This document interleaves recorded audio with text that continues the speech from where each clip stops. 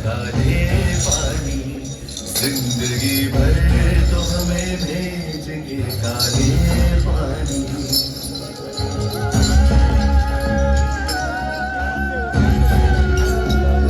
आसमां क्या यही बाकी था गजब ढाने को, लाके गुर्बत में रखा है हमें तड़पाने को।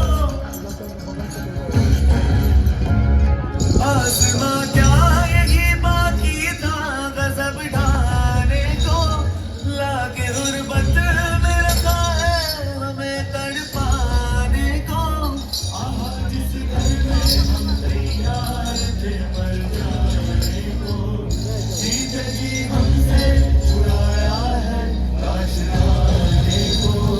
जिंदगी भर तो हमें भेज के काले पानी, जिंदगी भर तो हमें भेज के काले पानी।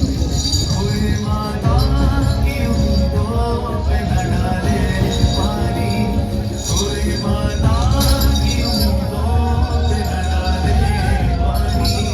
जिंदगी भर तो हमें भेज के काले पानी, जिंदगी भर तो हमें भेज के काले पानी, जिंदगी भर तो हमें भेज के काले पानी।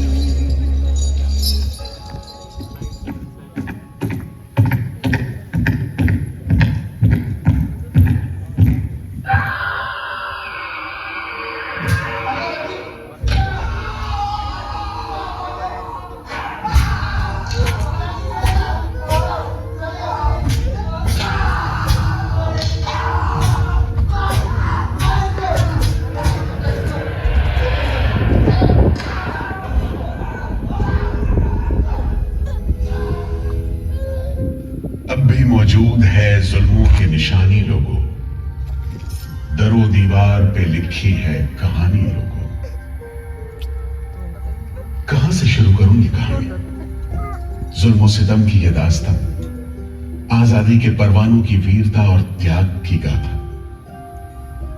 मैं जो एक रूह हूं, आत्मा, उन तमाम लोगों की जिन्होंने अपने खून पसीने से, अपने बलिदान से, जान की कुर्बानियों से इस मिट्टी के जर्रे जर्रे को आजादी का तीरथ बना दिया। मैं गवाह हूं उस जुल्म का जो यहां आदम के बेटों ने आदम के बेटों पर बेरहमी से ढाया। सदियों से मैं इसी जगह मौजूद हूं।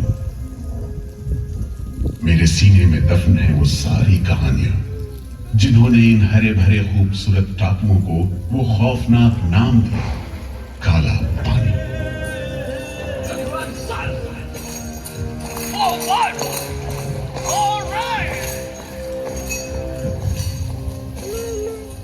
तो वहीं से शुरू करते हैं, उसी हरियाली से जो कैद करने वालों के जुल्म और कैदियों के खून पसीने से बेदाग थी।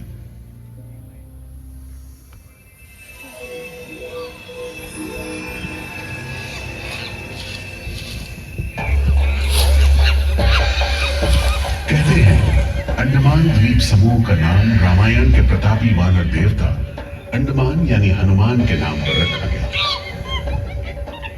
पुराने जमाने से यह कहानी चली आती है कि जब राम ने लंका पर चढ़ाई करने की योजना बनाई थी तो पहले इन्हीं टापुओं से धावा मारने की सोची थी, लेकिन बाद में इरादा बदलकर धनुषकोटि से हमला किया। इतिहास और पुराण में अंडमान द्वीप समूह इसी सिलसिले में याद किया जाता रहा है। उधर दूसरी शताब्दी के रोमन भूगोल शास्त्री टॉलमी ने इन टापुओं को दुनिया के पहले नक्शे में जगह दी और नाम रखा एग्डिमोन, एक ग्रीक गॉड एगेमेम्नॉन के नाम पर, जो भाग्य का प्रतीक है। इन टापुओं की तरफ लोगों का आना शुरू हुआ। धर्म प्रचारक, लुटेरे, बागी, मल्ला, किस्मत आजमाने को निकले जहाजी, हर तरह के लोग यहां आते रहे। 18वीं सदी के अंत में ईस्ट इंडिया कंपनी ने इन टापुओं पर एक बस्ती कायम करने की कोशिश की और यहां लेफ्टिनेंट आर्चिबाल्ड ब्लेयर को भेजा, मगर यह कोशिश नाकाम रही और और अगले 60-70 बरस तक किसी ने इन टापुओं की सुध नहीं ली।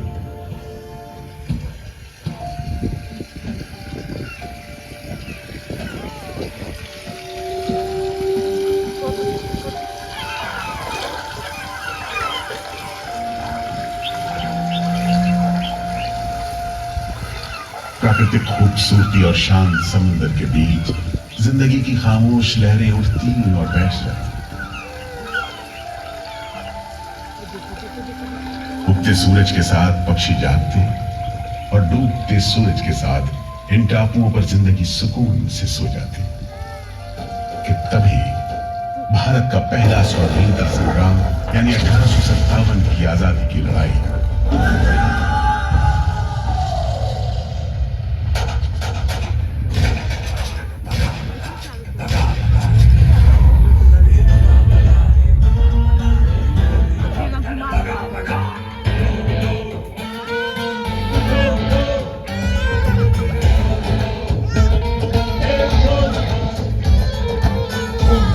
सन 57 में मंगल पांडे की ललकार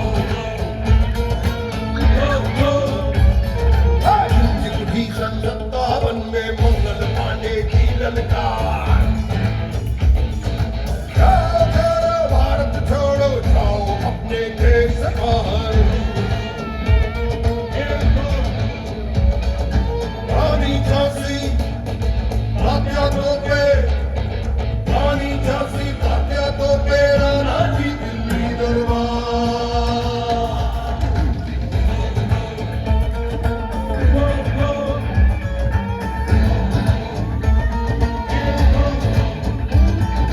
अंग्रेजों को मार भगाए सबने मिलकर किया करार बाकी बंटन अंग्रेजों की भेदभागियों की तलवार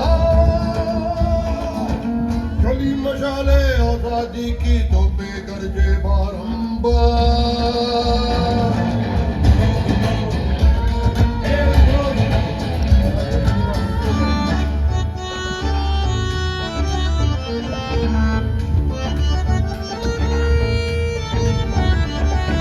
लोहे से लोहा बचता था मची हुई थी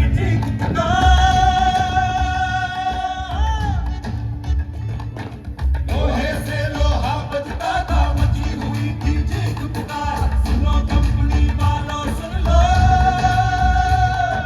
सुनो कंपनी वालों सुन लो नहीं सहेंगे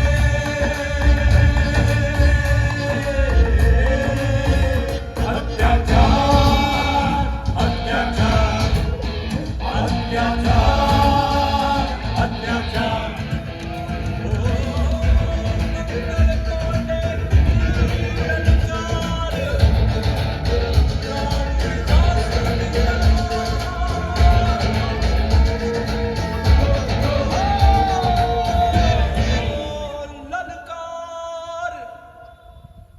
जल्द ही बगावत की लपटों की तपिश शांत पड़े अंडमान द्वीप समूह पर पड़ने वाली थी। आजादी के मत वालों को सबक सिखाने के लिए फिरंगी सरकार ने 15 जनवरी 1858 को पूरे के पूरे अंडमान द्वीप समूह को एक कैद खाने में बदलने का फैसला किया। His Excellency गवर्नर जनरल ने काउंसिल में ये फैसला किया है कि अंडमान आइलैंड में कैदियों की एक बस्ती बनाई जाए। इसमें शुरू में ऐसे मुजरिम रखे जाएं जिन्हें बगावत और राजद्रोह और इससे ताल्लुक रखने वाले दूसरे अपराधियों के लिए कैद या देश निकालने की सजा दी गई हो। और इस तरह अंडमान द्वीप समूह की पुरानी खाड़ी का नाम लेफ्टिनेंट आर्चिबाल्ड ब्लेयर के नाम पर पोर्ट ब्लेयर रखकर मुजरिमों की बस्ती कायम की गई। सन 57 के वीरों के नक्श कदम पर कुछ ही साल बाद अंडमान की धरती पर पैर रखे वहाबी आंदोलन के राजनीतिक बंदियों ने 1860 से 1872 के बीच बहुत से वहाबी आंदोलनकारी अंडमान भेजे गए। सरहदी सूबे का रहने वाला एक पठान शेर अली आफरीदी भी अंडमान में उस समय उम्र कैद की सजा काट रहा था और अंग्रेजों से बदला लेने के लिए मौके की तलाश में था।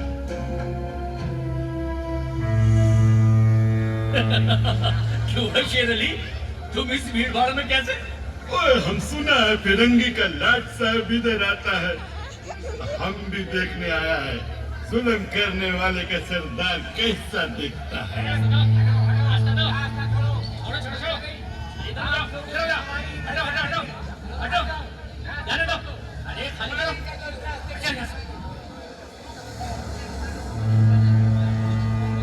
अरे देखो देखो, आ गए लाट साहब, अंग्रेज बहादुर आ गए। मिस्टर बर, मैं सोचता हूँ कि इस खूबसूरती के बीच रहने के लिए प्रिजनर होना भी मैं एक्सेप्ट कर लेता। Yes, indeed. Just look how beautiful this place is. ये प्रिजनर लोग इस खूबसूरती को नहीं देखते, वरना इस टापू को प्रिजन नहीं स्वर्ग समझते। यस सर, आप ठीक कहते हैं। इधर आइए प्लीज। हम तुमको खत्म कर देगा फिरंगी जालिम। कैदियों के साथ तुम लोग जो हैवानी सलूक करता है, हम बर्दाश्त नहीं करेगा।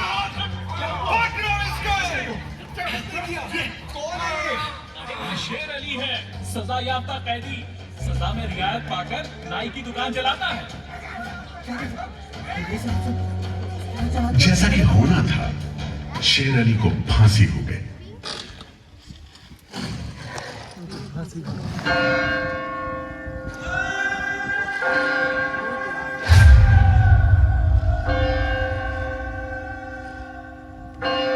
शायद इसी घटना का असर था कि ब्रिटिश सरकार ने कैदियों के साथ और भी कड़ाई बरतने के बारे में गंभीरता से सोचना शुरू किया। नतीजे के तौर पर सन 1896 में पोर्ट ब्लेयर की खौफनाक सेलुलर जेल का काम चीफ कमिश्नर केविन और इंजीनियर मैक्विन की निगरानी में शुरू हुआ। यूरेनस मैक्विन, आपकी जांच पूरी हो गई? यस सर, हमने पूरा टापू का मुआयना कर लिया है। तो आपके हिसाब से जेल कहाँ बनेगी? मेरा राय में जेल इसी जगह बने तो अच्छा रहेगा सर। इस पहाड़ी पर? यस सर, हम इस पहाड़ी को ईस्ट का तरफ ऊपर से काटकर समुद्र से 60 फीट की ऊंचाई पर मैदान बना देगा। इससे दो फायदा होगा, जेल के लिए जगह निकलेगा और पहाड़ी काटने से जो मिट्टी निकलेगा उससे हम नीचे का दलदल को भरकर ऑफिसर्स के लिए टेनिस एंड क्रिकेट खेलने का मैदान, इवन जिमखाना क्लब भी बना सकता सर। तय हुआ कि 5 लाख रुपए की लागत से पोर्ट ब्लेयर की इस पहाड़ी पर जेल बनेगा। फौरन कारीगरों के अलावा 600 कैदियों को काम पर लगा दिया गया। इस जेल में एक वक्त में 700 कैदियों को बंद रखा जा सकता है। योजना के अनुसार जेल के बीचों बीच एक मीनार बनाई जानी थी, जिसकी 7 दिशाओं में 7 खंड किसी सितारे की भुजाओं की तरह निकले होंगे। हर खंड में 3 मंजिलें बनाई जानी थी और 7 खंड में कुल मिलाकर 698 कोठरियों का निर्माण होना था। ईंटों की ढुलाई के लिए ट्रेन की 5 मील लंबी पटरी बिछाई गई। इमारत बनाने के लिए ढेर सारे सामान बर्मा से मंगवाए गए। जेल को बनाने में कोई 3 करोड़ ईंटें इस्तेमाल की गई। इंसानी खून पसीने की तो कोई गिनती ही नहीं।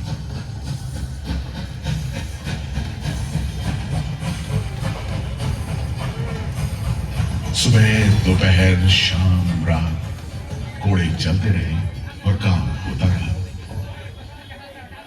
दीवारें उठनी शुरू हो गई। आखिरकार 10 साल बाद सन 1906 में यह विशालकाय जेल तैयार हुआ और यहीं से अंडमान के इतिहास का सबसे काला दौर शुरू हुआ।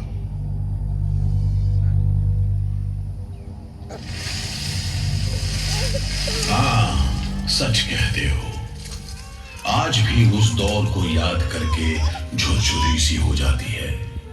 मैं पुराना पीपल का पेड़ जेल खाना बनने के इस लंबे अरसे में हर रोज अपनी जान की खैर मनाता रहा, क्योंकि इस पहाड़ी पर उगे हुए घने जंगल साफ करने के दौरान बहुत से लोग थे जिनका ख्याल था कि मुझे भी और पेड़ों की तरह काट गिराया जाना चाहिए, लेकिन मैं बच निकला।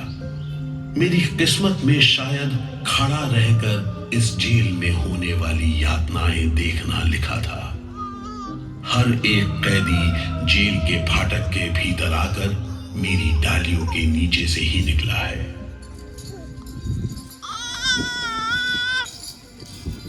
जैसे जैसे अंग्रेजी शासन के खिलाफ आजादी की मांग तेज हुई, ब्रिटिश सरकार ने सेल्युलर जेल के फाटक हर छोटी बड़ी बात के लिए खोलने शुरू कर दिए।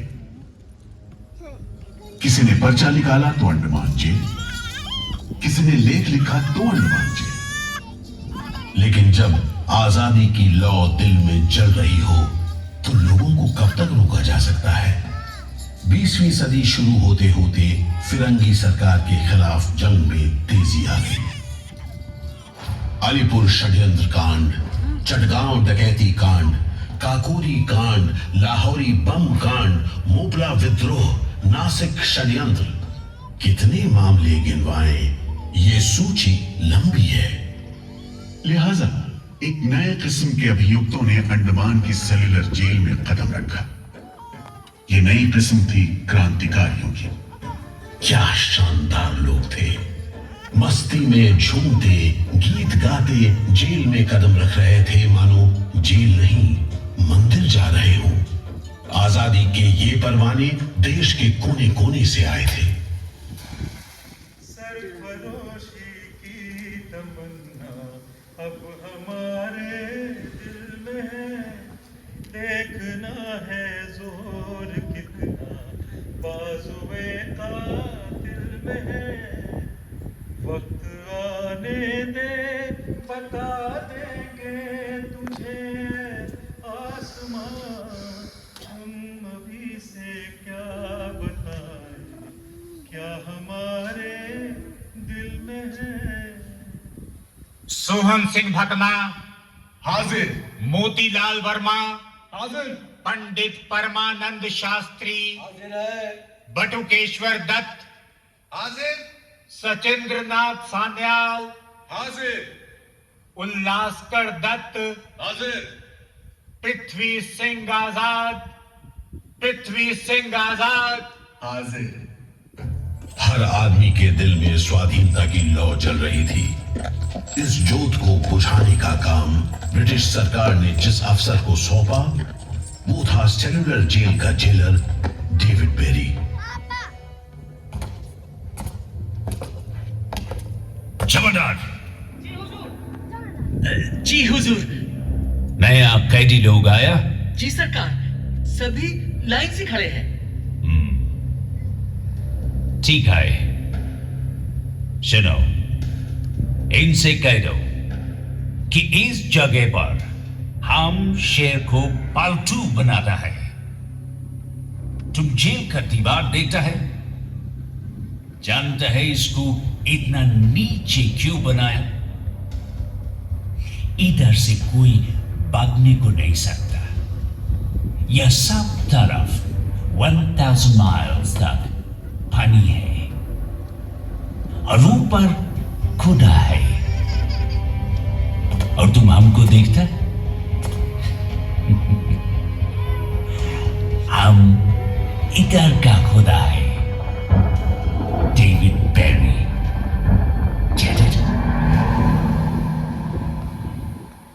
इस तरह कैदियों से ठसाठस भरी जेल की गंदी सीलन भरी बदबूदार हवा में कैदियों का बंदी जीवन शुरू होता है। बेड़ियों की आवाज, वार्डनों की गाली गलौज और मार खाते कैदियों की चीख पुकार से गूंजते कोठरियों का दम घुटू माहौल कड़े से कड़े इंसान को तोड़ने के लिए काफी था। लेकिन इन कोठरियों में ऐसे बंदी भी आए जिन्हें ये माहौल हताश करने की बजाय जुल्म का मुकाबला करने की प्रेरणा देता रहा। वीर विनायक दामोदर सावरकर, ये नाम ऐसे ही बंदियों में बड़े सम्मान के साथ लिया जाता है।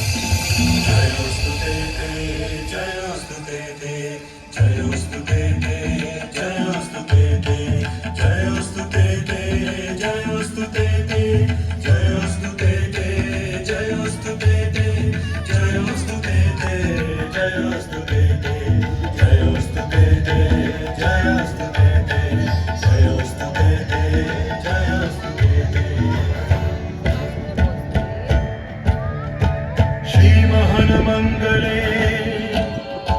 शिवास्पदे शुभले श्रीमहन मंगले शिवास्पदे शुभले स्वतंत्रते भगवती पावनं यशोदां वन्दे। जयोस्तु ते जयोस्तु ते जयोस्तु ते जयोस्तु ते।